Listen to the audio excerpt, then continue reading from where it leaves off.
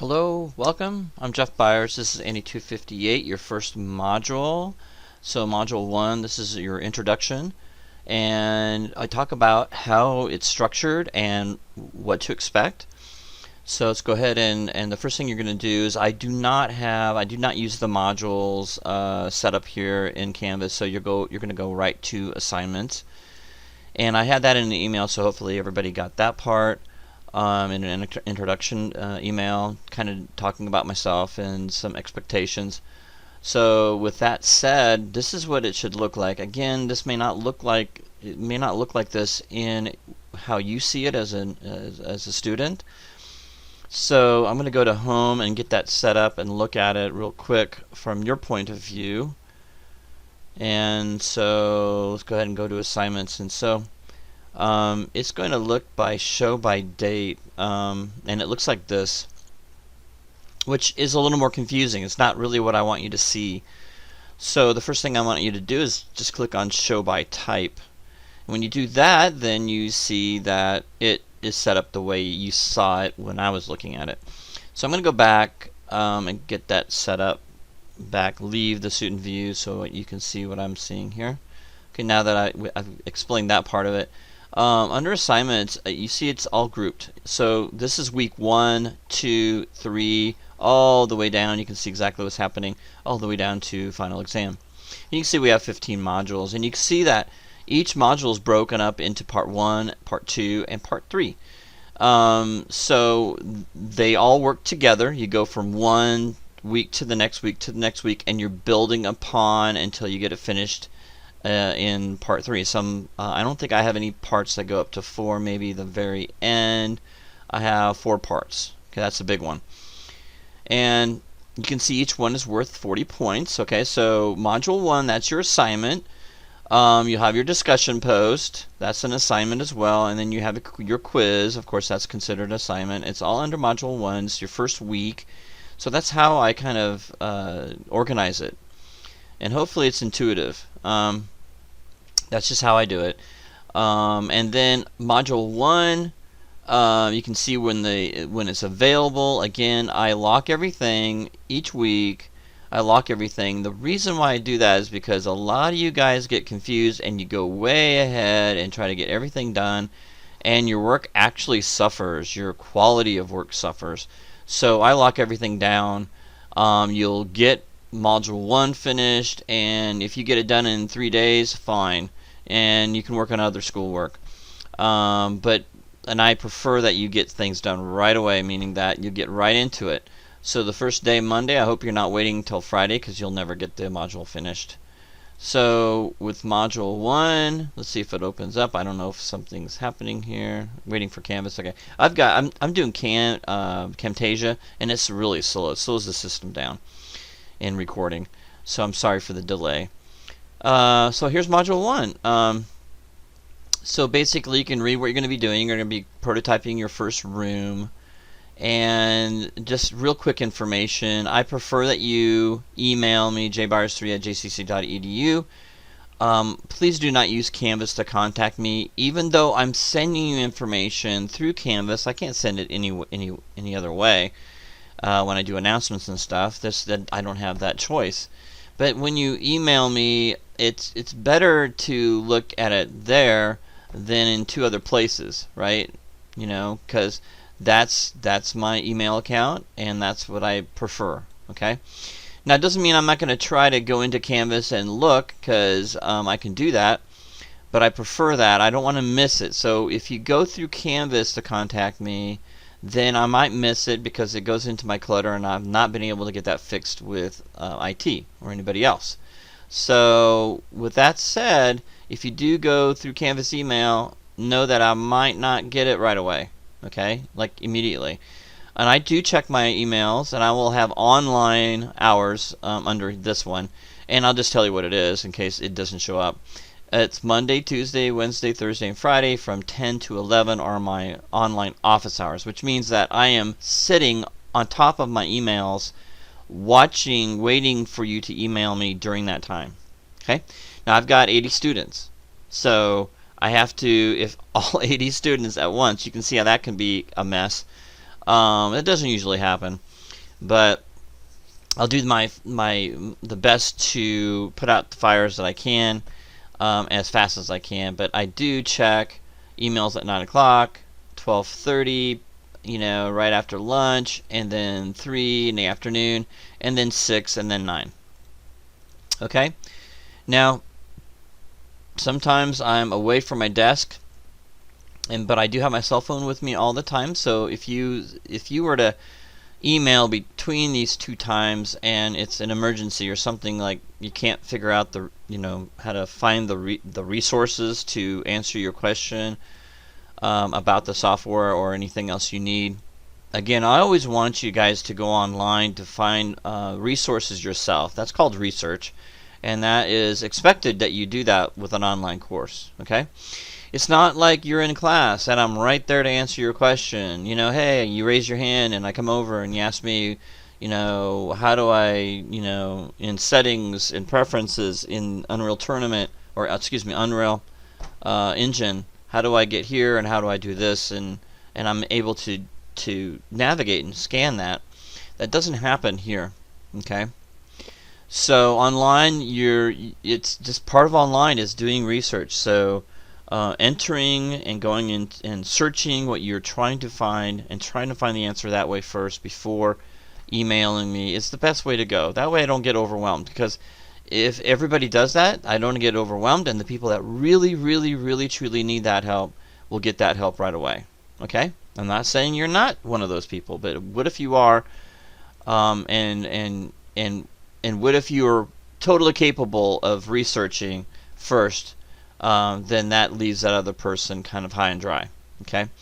But if that comes up for an emergency, for emergencies, you can text me to let me know you sent an email. I will not respond to your call.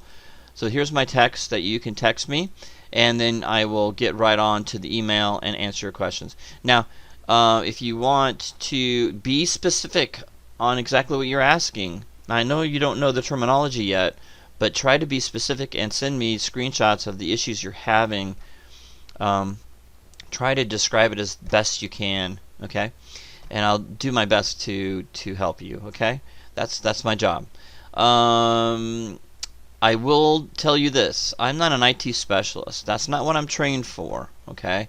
I'm trained for topics of software when you get into the software and how to use the tools and the skills needed. That's what I'm teaching you. I'm not teaching you how to install software, and I'm not teaching you how to install hardware. So those issues are basically up to you to figure those out at home. Okay? Research. Okay? Use our technical services here at the JCC College. Okay? When you're sending out emails. Okay? So if you have we have a technical support team, and you can type that in, Technical Support Center. It's techsupport@jcc.edu. Again, that's techsupport@jcc.edu, and it's called Technical Support Center. That's why we have those people. So I'm not dealing with it. Can you imagine if I dealt with 80 or so people's software and hardware issues that they have at home, that I could not even answer questions that you have about Maya? So that can be a problem. Okay, so get those solved yourself. You can actually go to the manufacturer as well. Autodesk is hard to deal with, and so I'm sure is NVIDIA or anybody else. So do your best to research online, and a lot of times it's just upgrading and downloading drivers that you need and upgrading drivers that you need. It's not about, it's not always about buying a new graphics card or buying a new computer just to get things to work. Sometimes you just can't. You can get the old stuff to work if you research. Okay, so take that time to do that. So in downloading the software, I've been bugging you guys to download software for over 2 weeks now, and I've gotten about half of the response. So I can tell you right now, half the students are going to be going nuts and crazy trying to figure out how to download the software and start the course. Can you imagine how horrible that's going to be? for them and for me. Okay, so it's going to be a very busy Monday for me for online. Okay, and responding. So I can imagine what's going to happen. So I'm ready. Hopefully you guys are ready too. So anyway, the schedule, I kept it the same. Same to repetition is key to your success. Repetition. So all the modules start on Monday at 9 o'clock in the morning. Now I know that says 6 a.m. So I've had students ask me if I can just open it earlier. So 6 o'clock is probably going to be open for you guys that need to go to work at 9. You want to start early. That's fine. And then everything ends on Sunday at 11:59. Everything is due. Okay, everything's due. So module 1 is due on Sunday, that following Sunday. Okay, I've got all the dates and times and all that stuff set up for you. And then discussions starts on Monday again. And then initial responses, though, are due in the middle of the week on Wednesday at 11:59 p.m. So your initial response to my questions or what I need you to do for that discussion, it's all explained in the discussions. And then you need to respond to 2 other students after that. Okay, after everybody, then you can respond to 2 other students, and you need to respond to those 2 other students what they wrote for discussion on Sunday at 11:59. Quizzes. So they're open on Friday. This is the only one that waits because you have to go through the content. I have to give you time to go through the content and get going. And if some of you have issues with that, waiting so long, you can email me and I can look into bringing that a little bit, open that earlier. But I'm not going to change this, right? So Friday, 9 o'clock in the morning. And then it's due 11:59 p.m. Again, if you missed the quiz because you just forgot, or you're not checking the calendar, or you're not doing what you're supposed to do, if you miss it, it's 0 no matter what. I can't change that. Don't even ask. Can't change that. Another thing about you turning in things in late, technical issues happen. I understand that. I totally understand personal issues as well. And it is what it is. If you don't turn something in, I start taking points off. I don't give you a 0 right away if you don't turn it in at 11:59. It's 4 points off every day. So let's say you have a technical issue. Well, you're just going to have to eat those 4 points, and that will get you, kind of wake you up and go, well, I need to get that in. There's no funny business going on. This is how it is. I do this. I'm this way with every single student, so that is fair. If I were to give an extension to a student just because they had technical issues, I don't know if they really did or not. For every little thing, my graphics card exploded, my motherboard fell off, and my dog ate my motherboard chips, so now I can't work. It is what it is. So what you have to do is you have to work around these issues just like everybody else online has to, and not use that as a crutch every single time you start your project late and you can't get it done. You give me all these excuses, and whether they're true or not, it doesn't matter. It's online. It's what's fair is fair. Get stuff done, whether you have issues or not. Now, if you're the type of person that starts late, then you're going to have a hard time with this advice for success. Okay.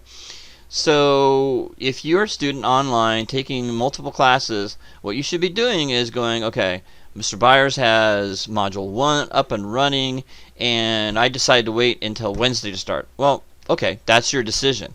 Or you could put me on Monday and maybe somebody else's course on Tuesday or Wednesday.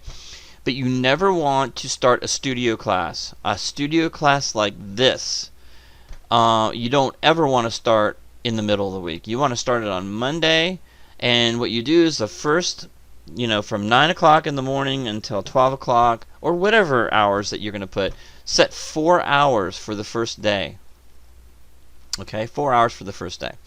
So how are you gonna pass this class? Well, you have to be diligent.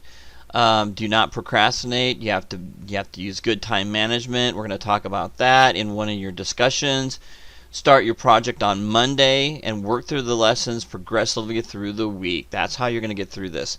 Modules will take, this is just the assignment, not all the lectures and stuff. The assignment itself will take 8 to 14 hours. On top of that, of reading all this other stuff, you can add another two hours to it. Okay?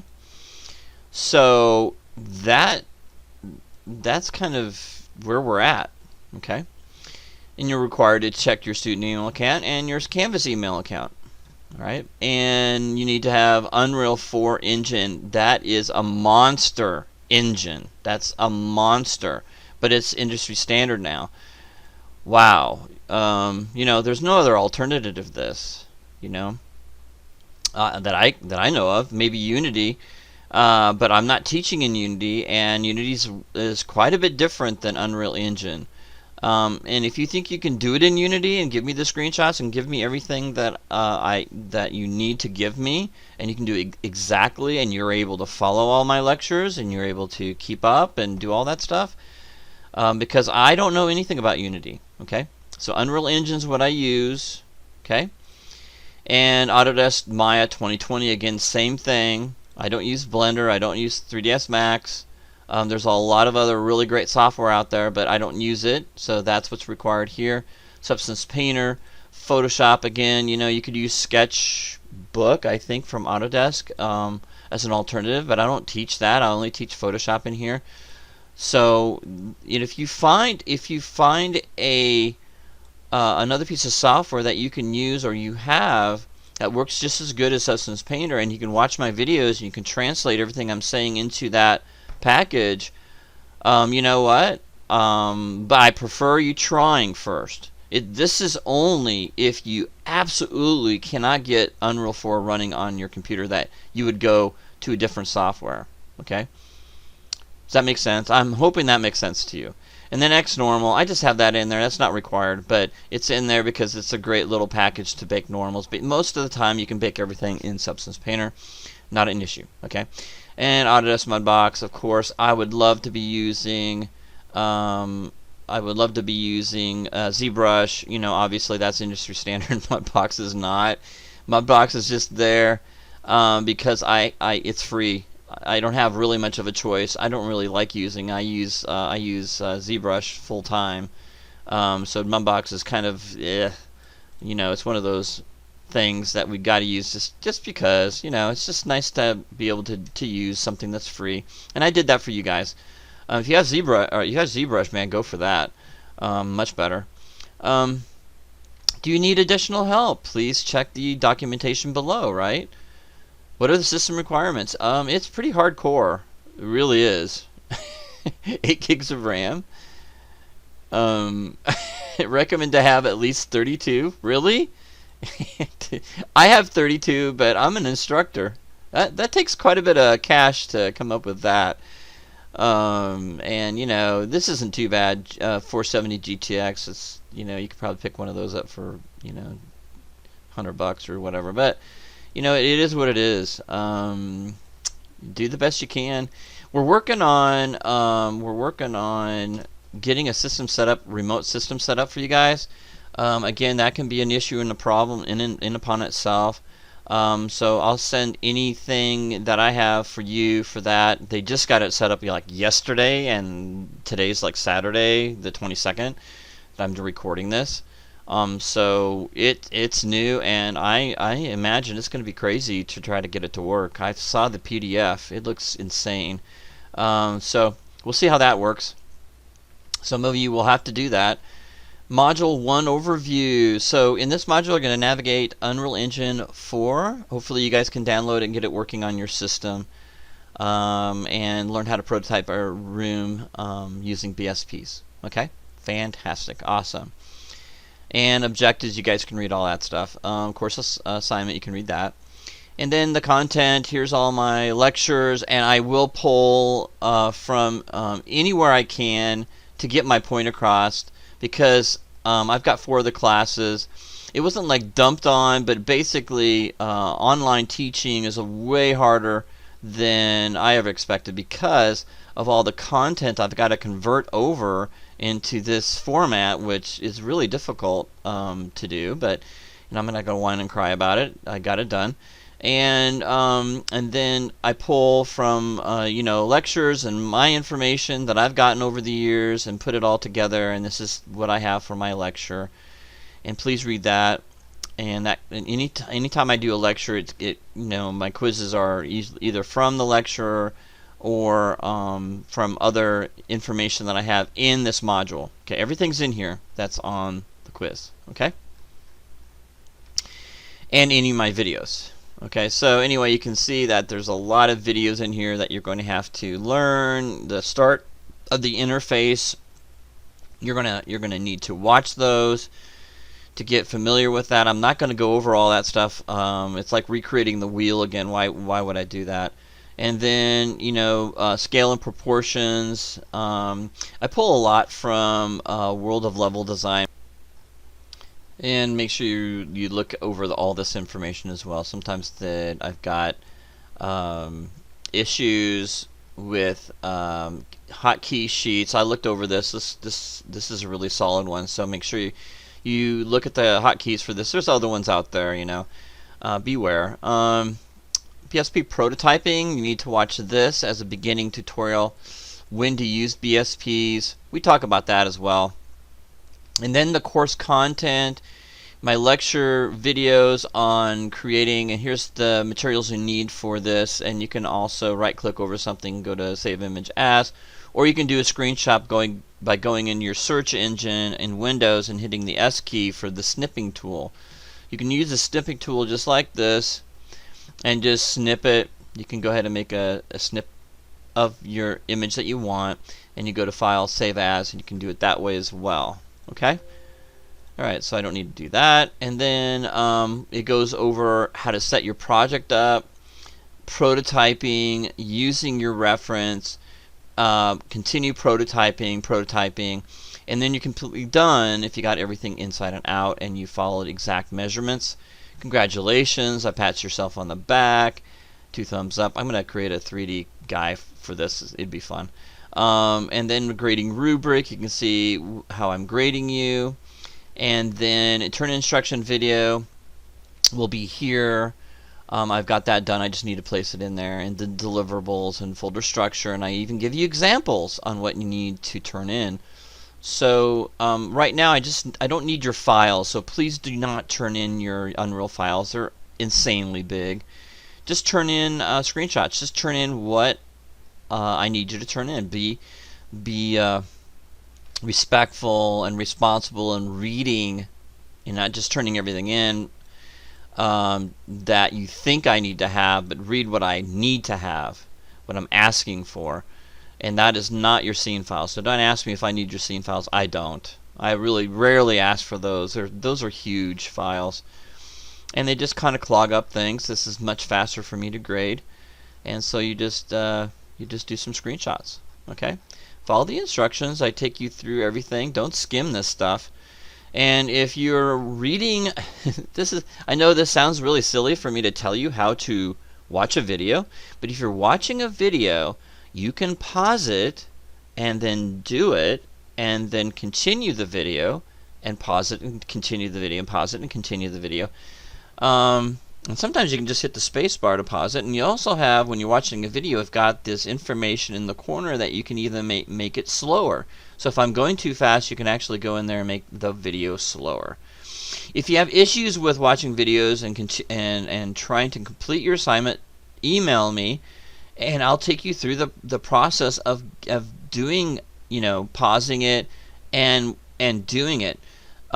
So basically that's how I watch videos. You can't watch a whole entire video and then expect that you will remember everything that I did.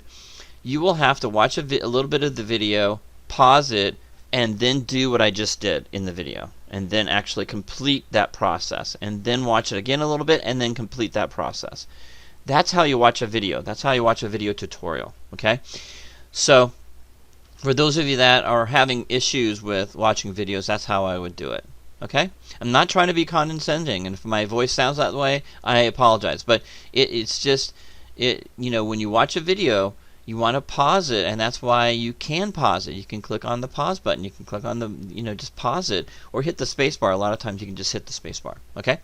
So again, that's how you can watch my videos. And don't let the amount of videos I have fool you, because they're not 15 minutes long. Some of them are 35, 40 minutes long. So don't let them fool you. Don't go in here and go, ooh, this will be easy. So if they're like 45 minutes to an hour long, that's 1, 2, 3, 4 hours worth of videos already. See what I'm saying? So don't let the video amount. Sometimes they're 5 minutes long, sometimes they're an hour long. So anyways, so that is it. And once you complete the module, you're good to go. Make sure you upload your zip folder and contact me for any information. It's great to have you on board with this new online system, and I hope you enjoy the course. And again, I look forward to seeing you again in Module 2. I'll see you then. Have a great week.